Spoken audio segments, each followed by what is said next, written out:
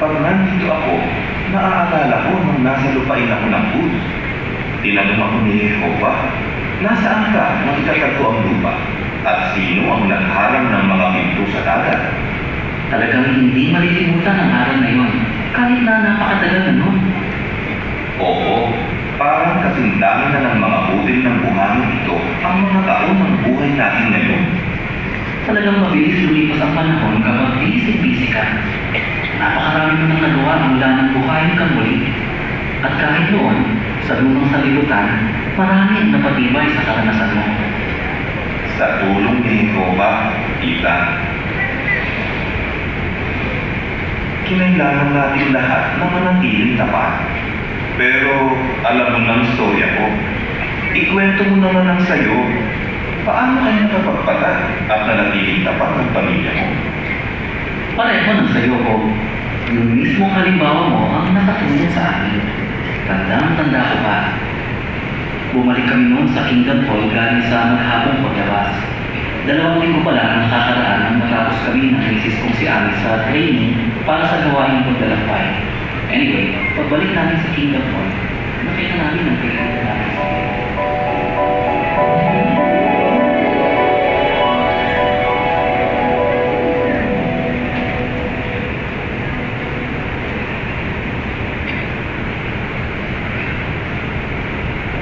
So, magiging circuit overseer ka na.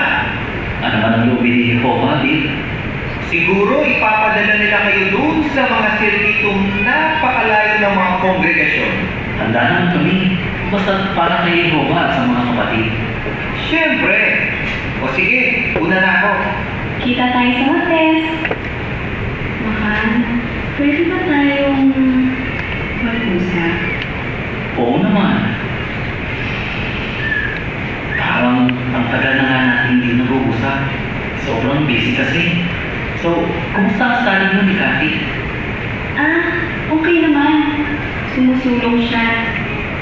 Then, paano ba ito sasabihin? Paano hindi tayo matuloy sa circuit work? Alam kong malaki ang expectations ng mga kapatid sa'yo. Pero, paano kung,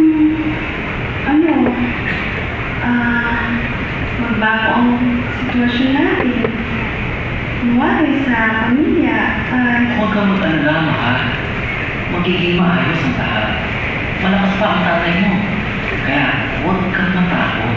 alam ko, hindi naman Dalawa kay Jamie. Diba, mahal na naglilingkod tayo kay Jehovah? Hindi natin habol ang pribilegyo. Kung sa tingin ng mga kapatid, marami pa akong dapat matutuhan, o kung mabigyan tayo ng ibang assignment, hihingin natin ang tulong ni Jehovah. Okay? Ethan, buntis yata ako. Dahil sa mga salitang yon, medyo nagbago ang tumuhin namin. Nang mag-3 taon ng anak naming babae, nasundan naman ito ng lalaki. Isang araw, nung mga 9 at 12 ang mga bata, galing kami sa paglabas sa larangan. Wala akong pasok noon. Pulong namin kinagabihan ng bata.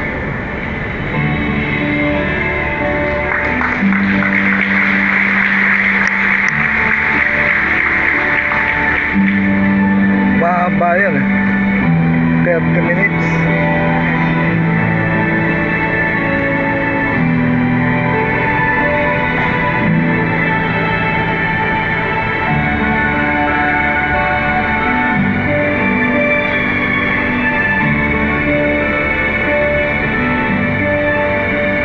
Tingnan natin.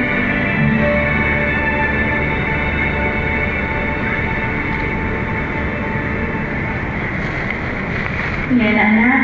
Salamat sa pag-partner sa akin sa bahagi ko. Opo, Mami.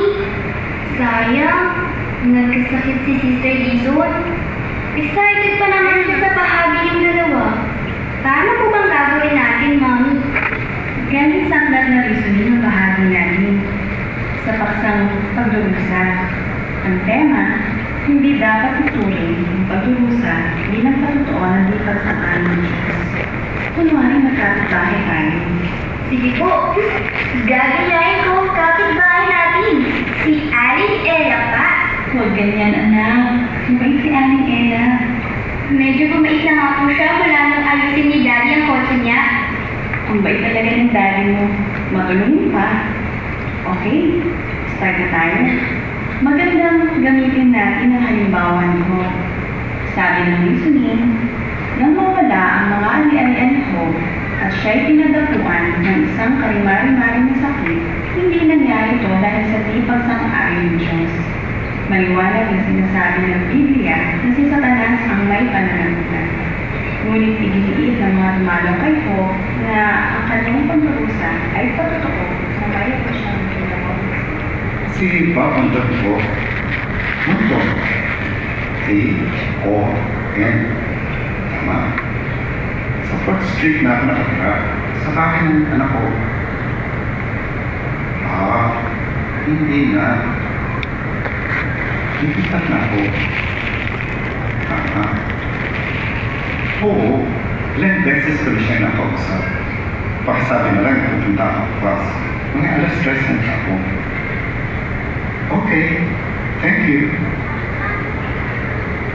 Oh, anong ginagawa niyo? Nagpa-practice lang kami ng bahagi, Tay. Si Lela po ang partner ko. Kasi po nagkasakit si Sister Dizon. Kaya kunwari ako si Ariela. Sino po ang kausap niyo, Lolo? Tinawagan ko yung Bible study ko para sa mga Chris. Kamusta ang paglabas? Okay po. Nasimulan ni Abby ng study yung RV niya na ilang buwan na niyang binabalikan. Nakakatuwa, Tay. Nang mabasa niya ang awit 83:18 sa Biblia niya, parang nagustuhan ng mga mata niya. Naku, hindi ko napansin ng oras. Dapat magluto na ako. Tay, nakadaan po ba kayo sa tindahan? Papunta na ako. Tama. Magpapabili po sana ako ng ilang sahog para sa soup. No problem.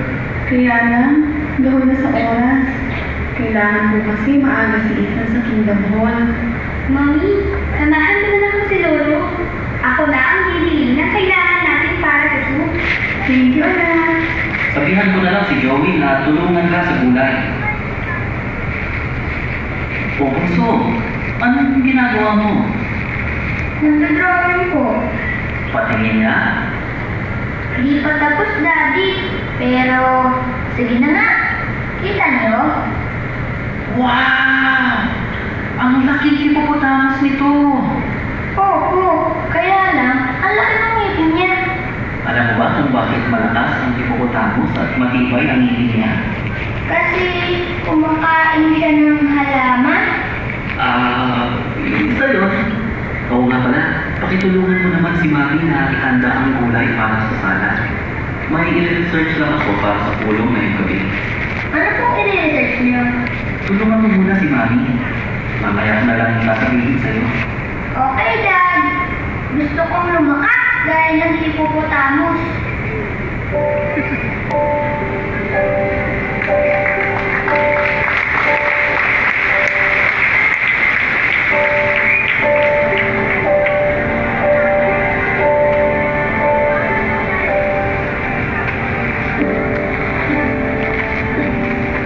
Ganun naman nila.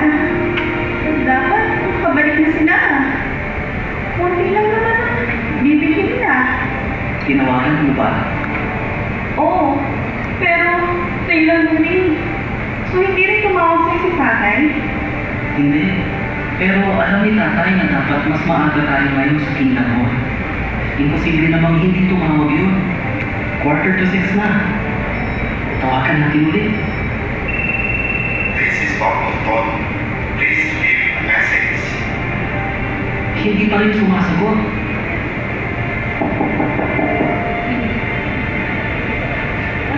Dito ba nakatira si Mr. Monton?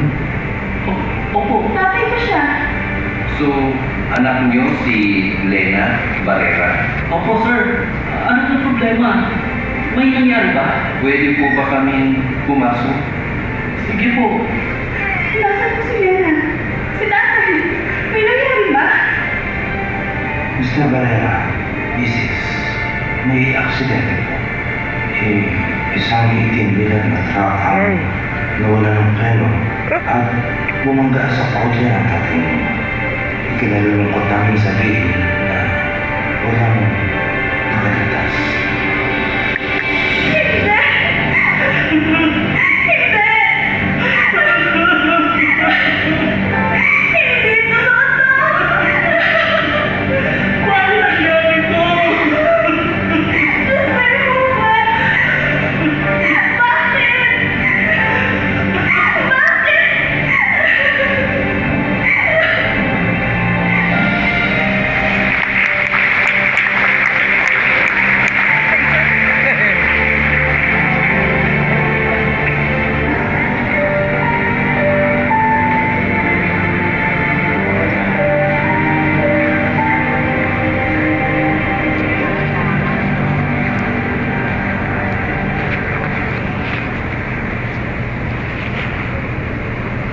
Ami, Ethan, hindi pa rin ako makapaniwala.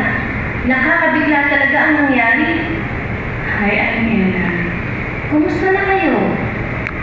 Heto, masakit pa rin. Buti, inaalalayan kami ng mga kaibigan namin sa Kingdom Hall. At si Ethan, hindi na kami pinababayaan, June. Matatag siya. Pero ako, hindi ko alam. Condolence ha. Pasensya na kung ngayon lang akong kapunta. Isang linggo na. Okay lang, Aling Ella. Naintindihan namin. Oh, heto, para sa inyo. Dahil na amin. Huwag ka nang umiyak. Alam kong tutulungan kayo ng Diyos. Kalooban niya ang lahat ng nangyayari sa mundo. Tiyak na may maganda siyang plano. Makakailangan niya ng mas marami pang anghel sa langit. Ay, sorry. Hindi nga pala kayo naniniwala doon. Pero tiyak na may dahilan ang lahat ng ito. Pwede naman kayo magkaroon ulit ng isa pang... Kayanin mo na siya, Angela. Pagod pa talaga kami. Salamat sa bulaklak. Wala yun. Kung meron akong maitutulong, sabihin mo lang. Yan lang naman ako sa kabila. Kahit ano, magsabi lang kayo. Salamat po. Ethan, matagal ko na itong gustong sabihin sa'yo. Siguro po next time na. Makinig ka sa akin. Alam kong naniniwala kayo kay Lord. Nagpapakapagod kayo sa pagtuturo sa mga tao ng mga paniniwala nyo. Pero tignan nyo ang nangyari sa inyo. Kawawa naman ang asawa mo. Hindi matanggap ang nangyari. Hindi kaya may gustong sabihin sa inyo si Lord? Para sa akin kasi, yung masasamang tao natakarma. Pero ang mga kaspalad, pinagpapala. Nasa Bible yan, magbigay ka at bibigyan ka. Di ba yan ang sabi ni Lord? Bukas palad naman kayo, kaya bakit nagdudusa kayo ngayon? Hindi ka ba nagtataka? Ethan, huwag kang maginalaki sa ginawa sa ng Diyos. Magsisi ka lang. Magsisi ka dahil inakala mo mailigtas mo ang sarili mo. Magsisi ka na umalit ka sa sektang yan at ipakita mo handa mo tanggapin ang parusa niyan. Salamat, Angela. Mawawala ako. Pero walang basihan na sinasabi niyo. Basihan, magsisi ka na, Ethan, at magkakaroon kayo ng kapayapaan. Ikaw, si Ami, at si Joey.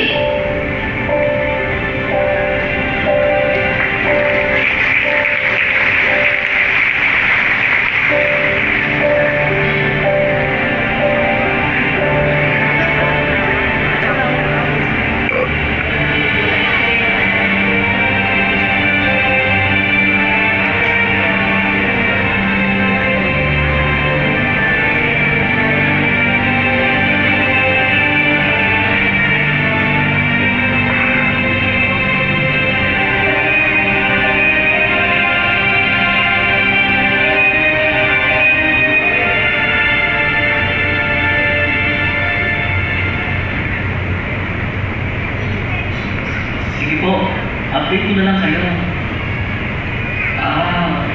Hindi ko pa rin po tapos yun. Ewan ko mo. Nagkakul siguro ako sa oras. Pasensya na po. Try ko kong tapusin bago mag-Wednesday. Pasensya na talaga. Opo, gagawin ko po ang magagawa ko.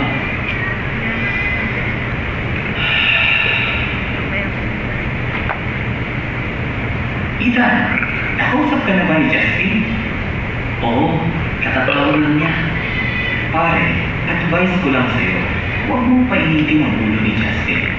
Pero sa lagay mo ngayon, pinapainit mo ang ulo niya. Kung ako sa'yo, gagawin ko ang lahat para makabawi ako. Gusto niya ako magpasa ng 3 report sa Wednesday. Pero hindi ko alam kung kaya ko. Kaya mo yan. Mag-overtime ka mamaya, pati bukas. Kita mo, makakatapos ka rin. Puno namin sa Kingdom Hall mamaya. Hindi na nga ako nakalalo last week. Ethan, ano ka ba? Mag-usap na tayo. Kalimutan mo muna ang boss mo ko. Magkaibigan tayo, pare. Nalulungkot ako sa nangyari sa pamilya mo. Hindi madali ang pinagdadaanan mo. Alam ko yun. Sa totoo lang, marami na akong nakitang mabubuting tao na tumaan sa ganyang tragedya. Kaya nga, ayoko nang maniwala sa Diyos. Pero hindi Diyos ang may gawa nito. Sige, nirespeto ko ang paniniwala mo. Ang alam ko lang, palagi kang nagsisimba at palagi kang nagtuturo ng Bible sa mga tao. Kung ako sa'yo, tatanungin ko ang Diyos kung bakit hindi niya pinotektahan ang pamilya mo. Hindi ganun yun, Frank. Bahala ka, pare. Paniniwala mo yan. Pero tingin ko, hindi ka tinutulungan ng Diyos mo. Hindi mo naiintindihan. Okay. Hindi nga siguro. Buhay mo yan. Pero tingnan mo si Alex. Nang magka-problema siya, anong nakatulong sa kanya? Trabaho. Nag-focus siya at baka-busy. Mabuting tao si Alex. Pare, sorry kung nangihimasok na ako. Concerned lang ako sa'yo. Mahusay ka sa mga tao at ang dami mong nakukuhang kliyente. Pero kung lagi kang walang sigla, nalalambot sa trabaho, hindi ko alam kung matutulungan pa kita magtagal dito. Naiintindihan mo ba ako? Naiintindihan ko. Pare, kung kailangan mo niyong kausap, huwag kang niyang tumawag. Salamat.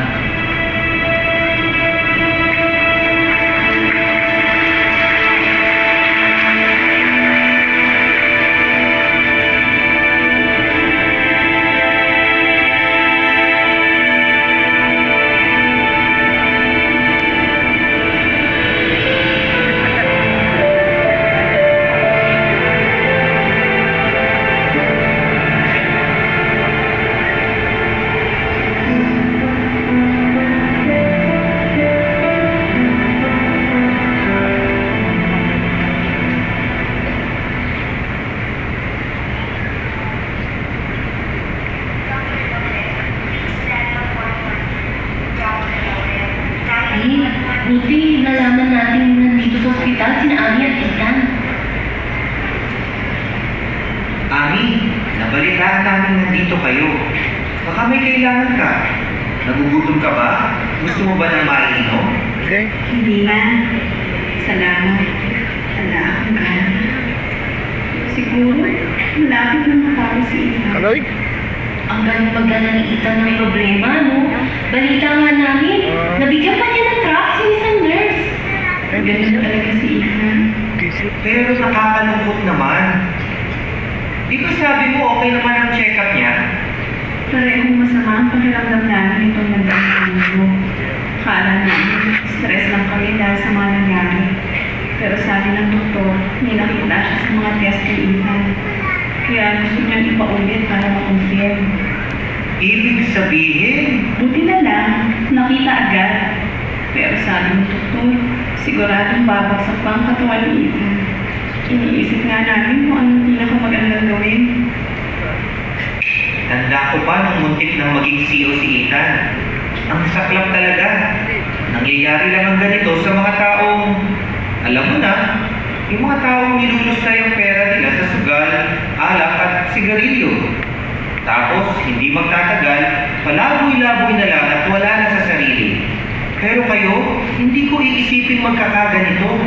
Pwera na lang kung may itinatago kayo. Ang buhay talaga, walang kasiguruhan. Buhay ka ngayon, bukas, di mo na alam. Baliwala ang mga pagsisikap natin. Tulad ng insekto to. Kanina lang, lilipad-lipad. Ngayon, patay na. Minsan, mapapaisip ka rin kung ano talaga ang tingin ni Jehovah sa mga ginagawa natin. Ganun ba? Salamat na sa pagpunta niyo, Bill. Kaya na kami nandito para patibayin kayo. Ang hirap ang pinagdadaanan nyo. Pero malalagpasan nyo rin yan. Oh, talaga? Alam mo? Alam mo ba kung gaano kahirap pumasok sa morgue at makita doon ang anak mo? Kung gaano kahirap pumasok sana marinig mo pang muli ang boses ng tatay mo? Sorry, Ami. Wala kaming intensyon. Ami, please naman, huminahon ka. Huminahon.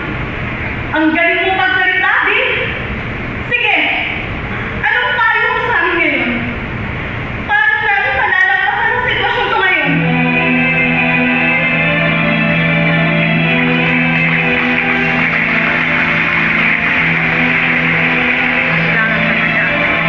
Ha? Ha?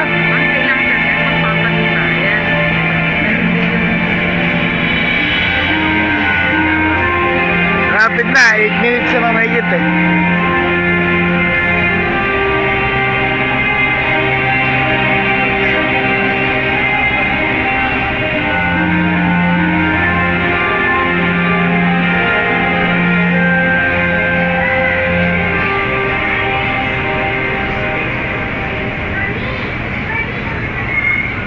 Mahal, paano tayo?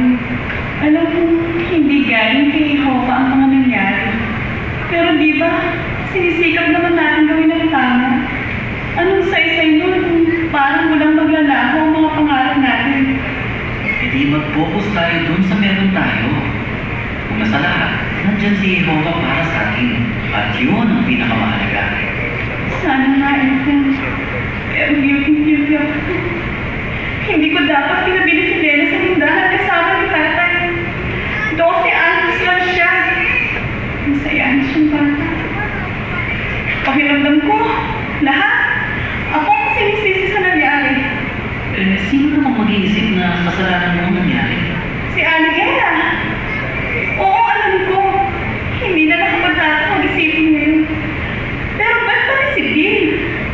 Nade-depress ako sa mga sinasabi niya. Hindi na nga ako nakapagtigil kahapon.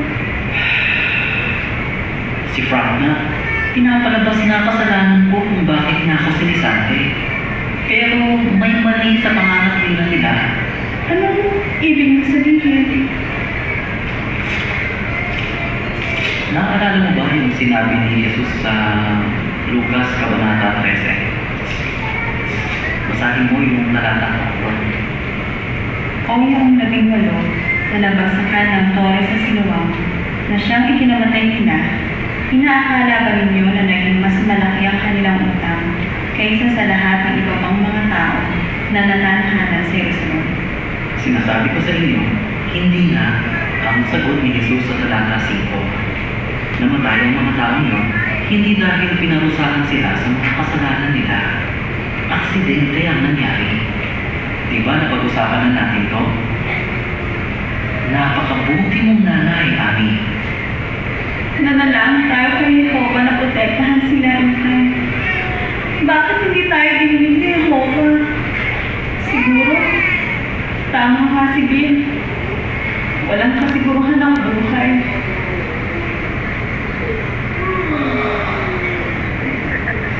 Gumagawa ba ng masama si Jehovah, Daddy?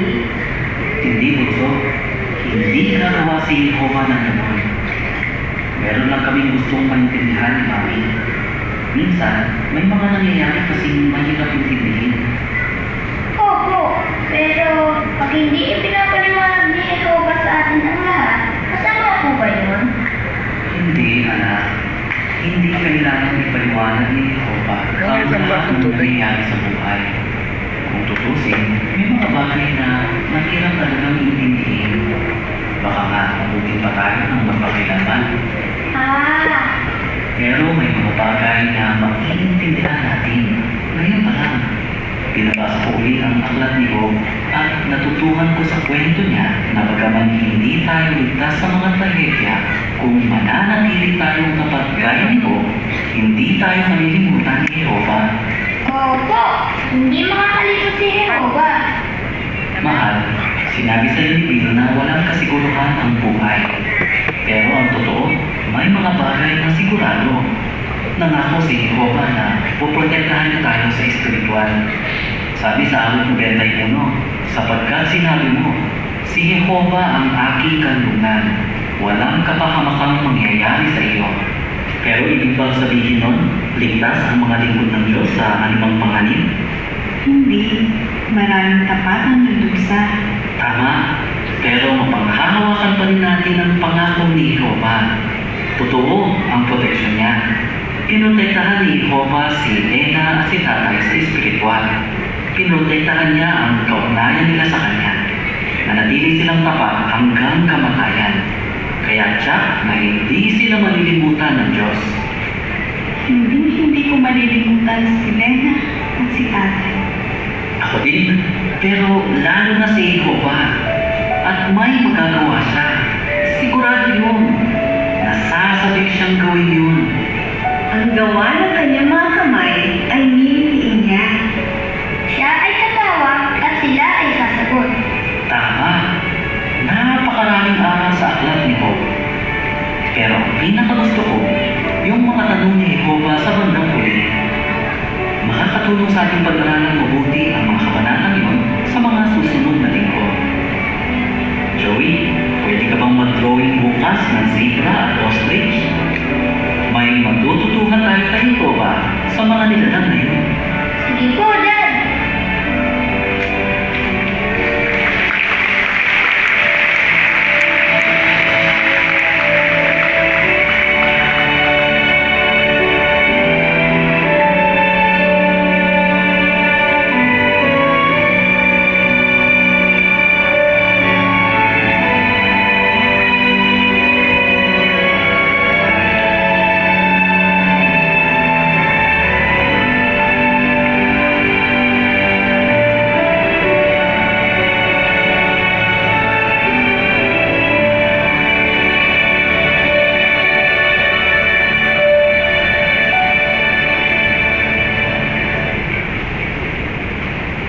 Kaya hindi man sa isang buhawi nakipag-usap sa amin si Jehovah, kinausap niya kami sa pamamagitan ng Biblia.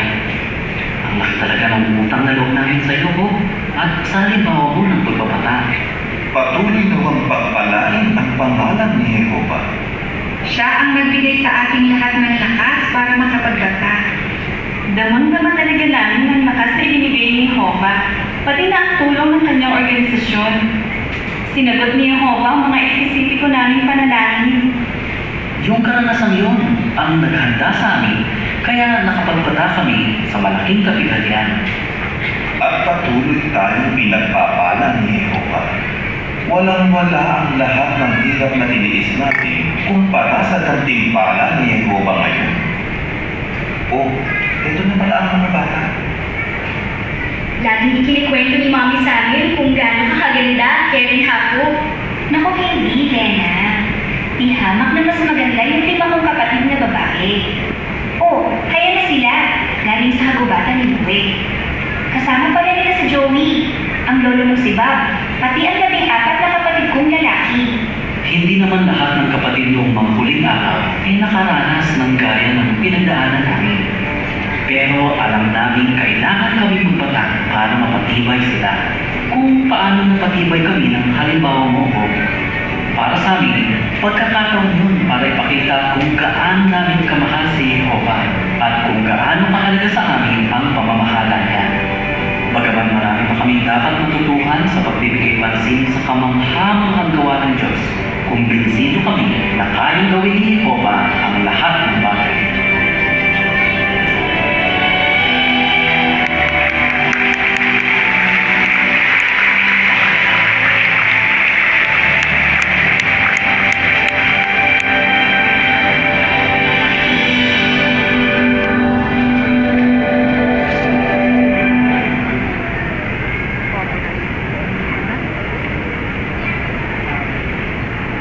Tapos